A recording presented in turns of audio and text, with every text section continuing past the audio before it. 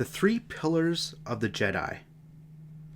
The three pillars of the Jedi, force, knowledge, and self-discipline, encompass all we do as Jedi and reinforce the precepts of the Jedi Code.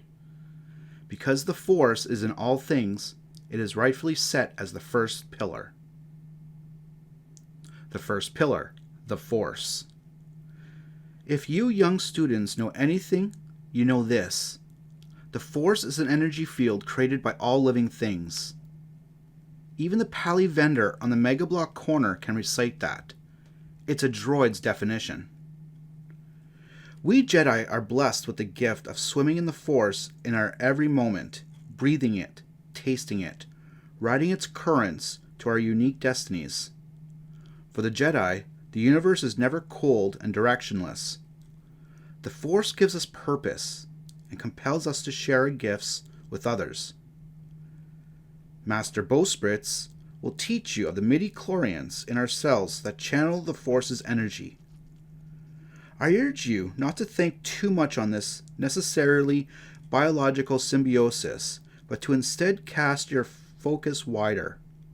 After all, we do not drink the bowl, but the soup contained with it. The force is bigger than all of us, but expresses itself in two aspects. The living force is raw and close at hand. It is the life energy tingling around you when you pass among plants and animals in the walk through a jungle. When beings die, you sense the living force.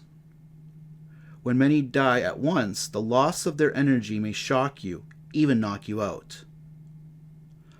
All of your tangible force abilities, such as running, jumping, heightened senses, moving objects, or soothing the emotions of others, are techniques by which we become agents of the living force.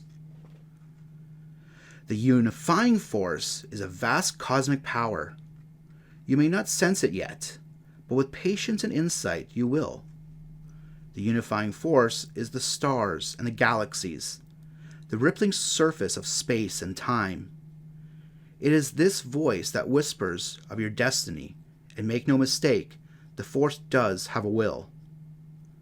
To commune with the unifying force is to temporarily leave your body behind, allowing you to walk in the past or see the future.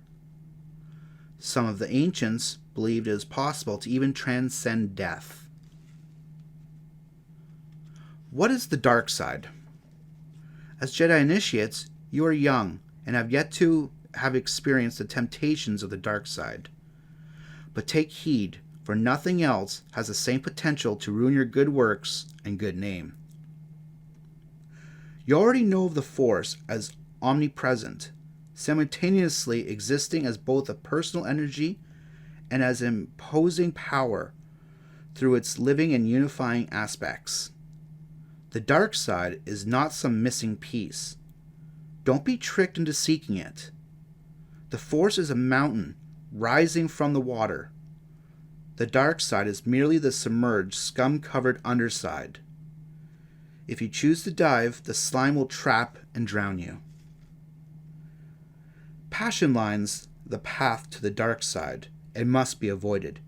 Fear, anger, and hate are strong passions that will cause you to lose focus and to find appeal in the easy pleasures of the dark side. Love is also a strong passion and equally dangerous. Those who obsess over a parent, child, or lover devote all their energies towards a special object of their focus. The Jedi must serve all, not a select few. Should the urge to contact your birth families or form romantic attachments emerge, please consult your master. To dwell in the dark will lead to suffering. Attachments will cause you to lose sight of your path and are cause for expulsion from the Order. If you spent time in the Jedi archives, then you know the ancient history of the Order. Before the formation of the Jedi Order more than 24,000 years ago, the people of Tython recognized the presence of an anomalous yet benevolent energy field. They called it the Ashla, and learn to use it in the same ways your instructors are passing on to you. Yet some seem determined to ignore the will of the Ashla. They allowed emotions to interfere with their actions. They listened to the subtle whispers of the shadowed, submerged part of the Force. They called it the Bogen, and sank into its darkness. They never resurfaced. Using control abilities. As Jedi initiates, you will learn and hone many abilities that draw upon the Force. These abilities follow three themes: control, sense, and alter. Control is centered on one's own body and is the focus of training for initiates. If you cannot remain in control of yourself, you will never be able to extend the Force and command your surrounding environment. Sense and alter abilities will be the focus of your training later, when you are more skilled. The abilities that fall under the discipline of control are basic skills, but improvement on these skills is necessary for the remainder of your life. Used properly, your control abilities will allow you to survive injury and decay, extending your service to the Order by decades.